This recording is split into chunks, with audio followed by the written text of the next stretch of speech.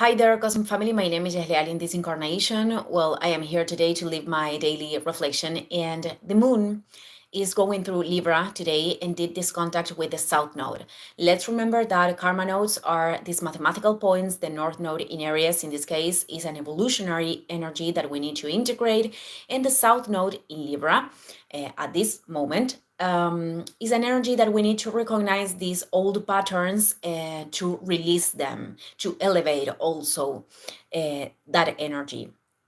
And the days that the moon is going through Libra, there are moments in which we are more able to recognize where we need to balance the energy also, where we need to create balance, where we need to put more focus, or where it is lacking, or where it is excessive. And this moon in Libra is responding right now to a Venus that is in Leo and that just did an opposition with Pluto retrograde in Aquarius. That also, it is important to mention that tomorrow the moon is going to move to a Scorpio, and it is going to reactivate this opposition that just passed, but it is still in orb, and the moon is going to reactivate it because it's going to create tensions with both of them, Venus and Pluto. So the days where the moon is in Scorpio, things that were unconscious could emerge, or are days in which we can do this purge, this emotional purge also, this detox of things that we need to release, an exercise of detachment. But well, coming back to the moon in Libra, I wanted to mention this because, well, of course, that when it touches the South Node, it is a moment where we can recognize dynamics that we are sustaining with other people that are not contributing, because the South Node in Libra refers to this seeking of validation, these codependencies, that many times creates, this draining of energy because we are giving too much, or because we are not receiving what we expect, etc. And all of this is happening in conjunction with the union of Mars and Uranus in Taurus, because we cannot divide the sky. Everything is happening at the same time. That is almost perfected. And we are feeling it strongly. We could feel it in the physical body, because Taurus is very, very physical. It's associated to our body.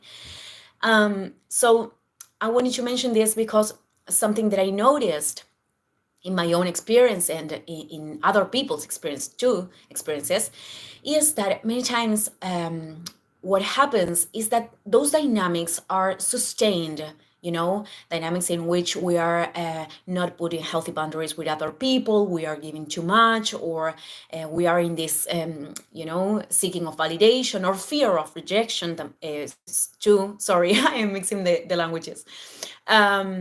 And this happens many times because with Mars and Uranus, it is a moment where we need to assume decisions, to take actions that require us to let go of limiting structures, because mainly Mars and Uranus are inviting us to, for example, generate resources in a different way, or assuming decisions that can really represent the value that we need to recognize in ourselves, that we need to give to ourselves, because both Venus and Taurus are very associated to the value, to the things that we value, even in the material space, but also to the value that we are giving to ourselves and to the relationships that surround us. So, many times these dynamics happen as as an escape to not assume the decisions that we need to assume, to not put the energy where we need to put it, because there are resistances, because there are fears, because resistance is very associated also with the energy of Taurus, and this conjunction between Mars and Uranus. So it is important to notice this, because then the giving until we are draining ourselves, and these kind of things are coming from a place where we are trying to run or escape from the important decisions in our lives. And this Venus in Leo, what it wants is to establish relationships in which we can inspire each other, in which we can admire mutually, cause this mutual admiration, in which we can stimulate the light in each other. We are talking about every kind of relationships. This is not only about romantic love. Let's remember this.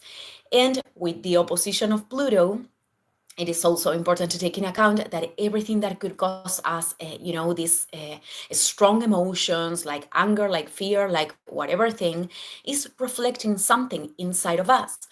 And I'm not talking only about relationships that are surrounding, that are close. This could happen, in a situation in the street. And I think this is something that I mentioned in previous videos. So, well, it is important to identify these things in order for us to transform them, to allow the transformation, so we can redirect the energy to what is really contributing to us, to where is really creating value for ourselves and for other people. So, well, family, I'm going to leave this video here. Thank you, everyone, and see you in the next one. Ciao, ciao.